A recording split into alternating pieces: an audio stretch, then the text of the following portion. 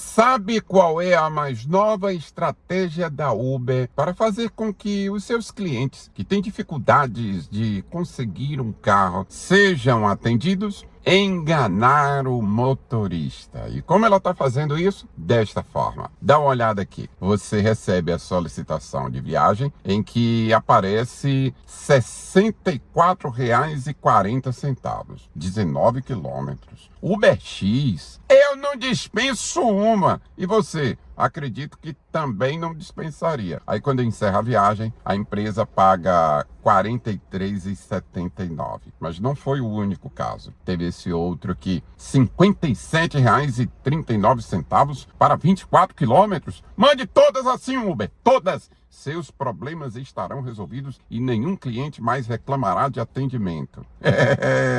Olha quanto o motorista recebeu. R$ 26,10. E essa outra aqui? R$ 20,40. 8,5 quilômetros. Dá para fazer na boa. Mas olha quanto o motorista recebeu. R$ 12,37. Já aconteceu isso contigo? Gostaria da sua colaboração, como sempre, de maneira inteligente, através dos comentários. Fique à vontade para emitir a sua opinião, principalmente se isso já aconteceu contigo. Mas por que é que a Uber está fazendo isso? Como eu disse, primeiro, porque os clientes estão com dificuldade de conseguir o carro. Por qualquer motivo. Seja porque a nota está muito ruim, seja porque tem muito engarrafamento, a viagem vai ser mais longa, aí ela coloca o valor atraente para atrair o motorista. Mas o principal motivo, sabe qual é? A área de risco. Nenhum passageiro tem mais dificuldade para conseguir o carro, pelo menos aqui em Salvador, quando o destino da viagem dele é uma área que tem sido dominada pelo tráfico de drogas. E como você está acompanhando no noticiário, aqui em Salvador, a guerra das facções do Rio de Janeiro, ocupando o espaço das facções baianas, tem feito muitas vítimas, tem levado uma escalada de violência, de insegurança muito grande, infelizmente, para as comunidades, para as áreas periféricas. E com isso, 2 motoristas já perderam as suas vidas por entrar em áreas conflagradas e os outros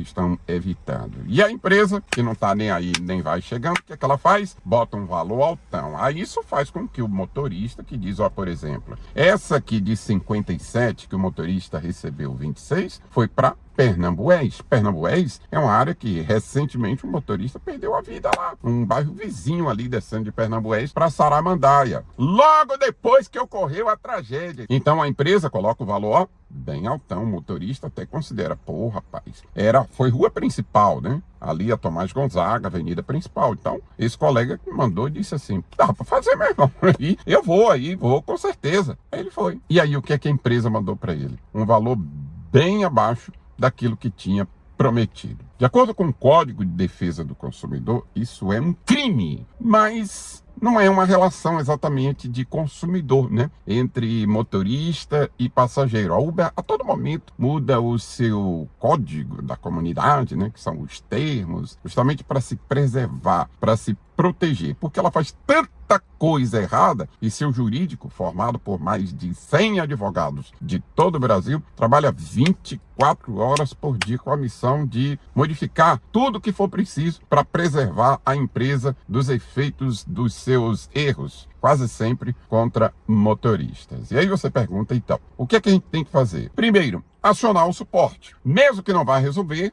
ainda que depois você argumente numa ação judicial, terá como sustentar que, olha, acionei o suporte da empresa e ela não resolveu. Segundo, se tiver um escritório presencial da empresa, vai lá diretamente, né? Nem manda mensagem, vai lá, ó, isso é um absurdo. Prometeu uma coisa, diz outra. A empresa diz assim, não, o valor, como é que diz aqui a mensagem exatamente, o valor ficou abaixo da estimativa porque o destino era mais perto do que o informado na solicitação. Mas se o motorista não parou antes, não encerrou a viagem antes, ele encerrou no exato local para o qual foi pedido a viagem. É pilantragem da empresa, é má fé, é aquela coisa que a gente fala aqui frequentemente. A empresa, ela vive de dar golpes no motorista, é uma das formas dela atender o passageiro e também reforçar o seu próprio cofre. Quem paga a conta é o motorista. E a terceira opção que você tem, meu amigo, é acionar à justiça. Aí você pode dizer, e de fato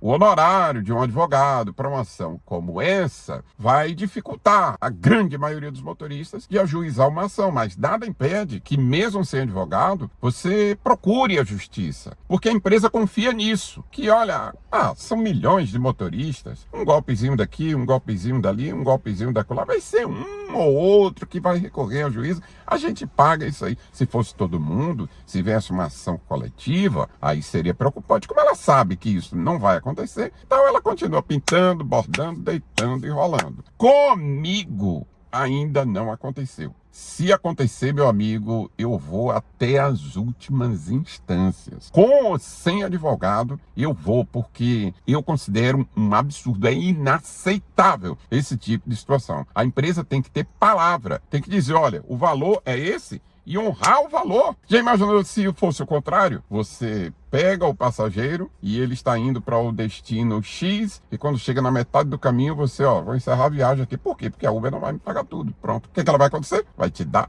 um bloco, né? Você vai perder o acesso à conta. Mas ela fica impunemente dando golpe no motorista à torto e à direito. Eu espero, de alguma forma, ter ajudado você com as informações desse vídeo, pelo menos te alertando sobre esse golpe. E se eu conseguir, por favor, dá aquele like e também compartilha com seus colegas. Por hoje, a gente fica por aqui. Um abraço e até o próximo encontro. Fui!